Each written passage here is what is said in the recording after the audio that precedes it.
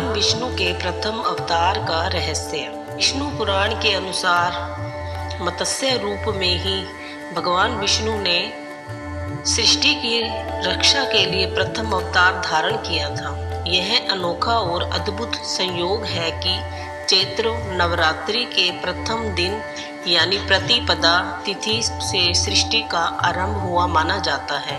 दूसरे दिन भगवान विष्णु जी के मत्स्य भगवान के बारे में पुराणों में बताया गया है कि कार्तिक मास में भगवान विष्णु जी जल में मत्स्य रूप में निवास करते हैं। यही वजह है कि बहुत से श्रद्धालु कार्तिक मास में मछली खाना बंद कर देते हैं।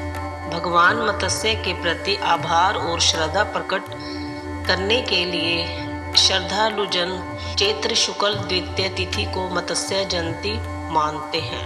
मान्यता है कि प्रलय से पूर्व सृष्टि की रक्षा के लिए भगवान विष्णु एक छोटी मछली का रूप धारण करके सत्यव्रत मनु के पास आ गए।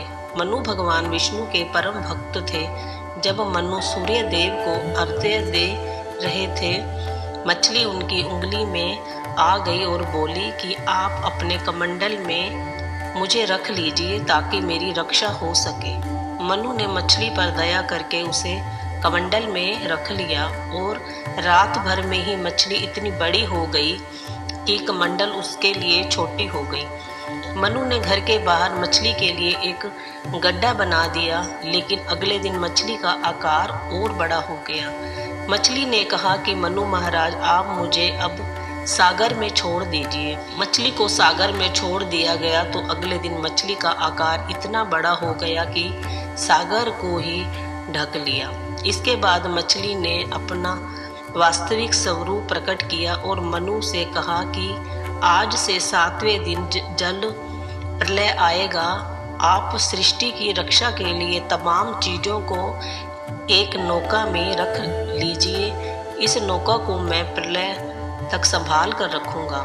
जब प्रलय के दौरान भगवान विष्णु ने अपने मत्स्य रूप में मनु, सक्रिय सप्त ऋषियों और सभी जीवों के जोड़े और बीजों को सुरक्षा प्रदान किया और सृष्टि का फिर से निर्माण हो पाया।